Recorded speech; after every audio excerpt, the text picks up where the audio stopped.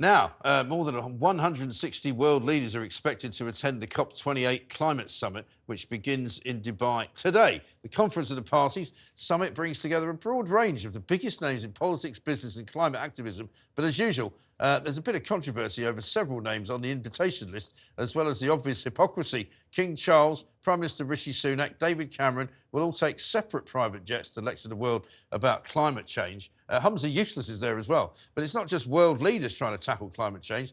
UK 100 is a network of local leaders who have pledged to help councils reach net zero. The organisation has been criticised for being funded by billionaires, and many people are calling for some people to take back control of their democracy. Joining me now to discuss this controversial summit is assistant editor of The Spectator, Cindy Yu, and author of Not Zero, Ross Clark. Good evening to both of you. Very nice to see you. Cindy, let me start with you. The great thing about COP28 is that it's the 28th COP that we've seen. And as I've said to somebody today, the only thing we know for sure that they'll agree on is that there will be a COP29. That's a good one, Mike. But actually, in the first 12 hours of it opening, they have actually managed to get one presumably scheduled announcement out in the last few hours, which is the UAE has pledged $100 million to poorer countries in the world to tackle their climate change. Now, that's an offer matched by Germany. The UK's tossed in some money as well, and the US has trailed behind, and China hasn't pledged any money at all. So I think for the host at the UAE, this is quite a good start because it shows them in a good light, having been accused of being an oil nation in the run-up. But I mean, for them, 100 million quid or $100 million is not very much, is it? I mean, their kind of stock in trade is billions and billions of petrodollars that they can buy anything with, whether it's a football team, whether it's the Shard building in London, whether it's Harrods. Anybody in the Middle East can pretty much buy the rest of the world, can't they?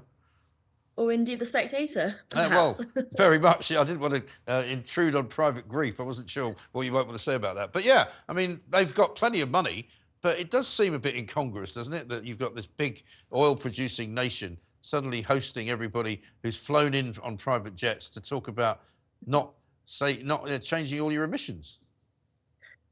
Well, yes and no. I mean, my position is that for political leaders, I want them to be using their time properly. So I'd rather Rishi Sunak was taking a private jet to Dubai than interrailing his way or sailing or whatever it is.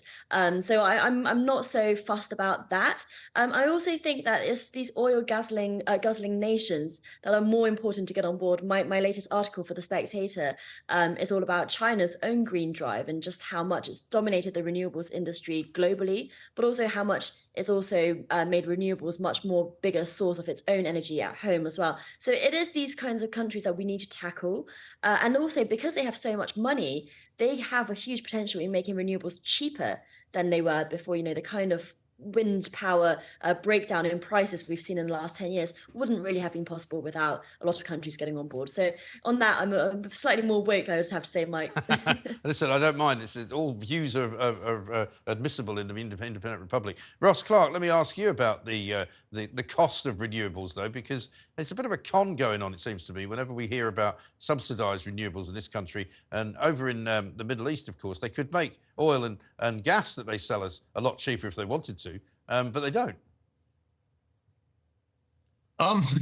No, well, I mean, what's going on at the moment? I mean, by the way, Cindy was talking about the massive expansion of China's renewables. I mean, that is true. They are building a lot of renewables, but they're also building a lot of coal-fired power stations. And Xi Jinping, 2 years ago, he said, we're only going to build coal-fired power stations in future as backup to renewable energy. And what did he go and do? He actually sped up the construction of coal-fired power. And you think, why is China sort of undercutting Britain, Europe, and possibly America when it comes to building sort of electric cars and the like? And part of the reason that is because their industry is still powered by quite cheap coal, and their electricity is, as a consequence, a lot cheaper. And look, what's happening in Britain tonight is the national grid yet again is offering bungs to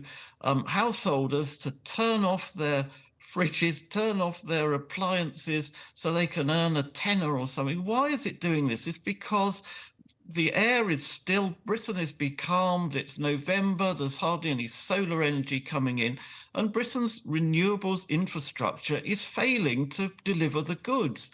And we've only got, so we've closed most of our coal-fired power. We've got still got some gas, thankfully, which we can turn up, but we've only got so much gas, and the national grid is under strain already from renewables. And what is going to happen in 2035 or 2030 if Labour get into power, when they say we want to remove all fossil fuels from the grid by that date? And what backup do we have then? There's no plan. There's no plan for storage. There's no plan for, backup other than gas-fired power. So, we're heading into this sort of energy desert where we're turning ourselves into an energy desert, while, likes of China, UAE, India,